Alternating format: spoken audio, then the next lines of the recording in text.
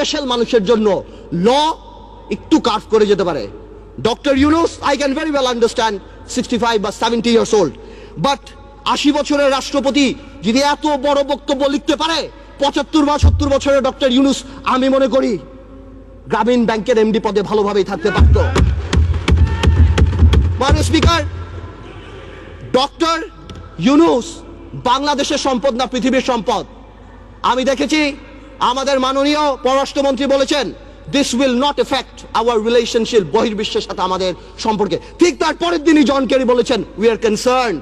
23 জন কংগ্রেসম্যান বলেছেন we are concerned. বহির্বিশ্ব ফোন উঠে ঝগড়া করবে না, এটা তাদের diplomatic language, that we are concerned, we are looking into the matter. Doctor Yunus আমাদের মতো না। আমার ফোনে সবচেয়ে বড় ভিআইপি ফোন করে জয়নাল আবেদিন ফারুক সাহেব, আর ডক্টর ইউনুসের ফোনে ফোন করে হিলারি ক্লিন্টন। মনে রাখতে হবে সে কোথায় উঠে গিয়েছেন। ডক্টর ইউনুসের এই ব্যাপারটা অ্যামিকেবলি সেটেল করা যেত। আই হ্যাভ উইটনেসড ইট। আমি নিজে দেখেছি বিবিসিতে হোয়াইট হাউস স্পোকসম্যান বলছে we are deeply concerned, this is Yunus allergy. আমি জানি অনেকে বলতে পারবে এটা আমাদের সার্বভৌমত্ব, আই ক্যান আন্ডারস্ট্যান্ড এটা আমাদের সার্বভৌমত্ব, কিছু একটা ব্যালেন্স নিড টু বি ড্রন। এখন সার্বভৌমত্বর সাথে ব্যালেন্স, এখন গ্লোবালাইজেশনের সময় কালকে বাংলাদেশের বিপদ হচ্ছে, আমরা তাদের কাছে যে হাত পাততেছি, দুই নেত্রীর মনোমালিন্য হচ্ছে, নির্বাচনে যাবো কি যাবো না, আমেরিকান এম্বাসির দাওয়াতে ভিড় লেগে যাচ্ছে, এখানে ভিড় লেগে যাচ্ছে, আর যখন কোনো কিছু হচ্ছে তখন কি বলা হচ্ছে এটা আমাদের সার্বভৌমত্ব ব্যাপার।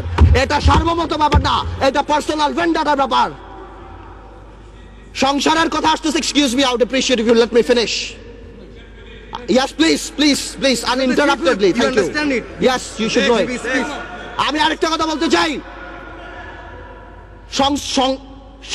সন্ত্রাসের কথা আপনি বলেন, একটা চেইন অফ কমান্ড থাকতে হবে।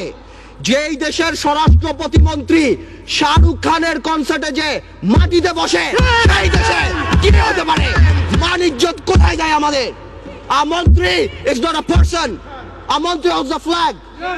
সেই মন্ত্রী আমাদের, সেইখানে স্বরাষ্ট্রমন্ত্রী যেই কাজ করে, এই দেশে এগুলি হতেই পারে। মাননীয় স্পিকার, অনেক কথা বলে অনেক কিছু শেষ করা যাবে না, তবে আমি এতটুকু বলতে চাই ডেমোক্রেসির সাথে গুড গভর্নেন্স থাকতে হবে, মোরালিটি থাকতে হবে। আপনি কল্পনা করতে পারেন মাননীয় স্পিকার, একজন অ্যাটর্নি জেনারেল ওই পদে বহাল থাকে, কিভাবে সে বসে বলে কে নোবেল প্রাইজ পাওয়া উচিত, কে নোবেল প্রাইজ পাওয়া উচিত না। এটা অসম্ভব। আমার দুঃখ হয়, আমার ভয় হয় যে মাননীয় অ্যাটর্নি জেনারেল যদি চাটুকারিতা করে আগামীতে ভবিষ্যৎ ল মিনিস্টার হওয়ার জন্য আমার বলার কিছু নাই, কিন্তু যদি তার বুদ্ধি এই হয়ে থাকে যে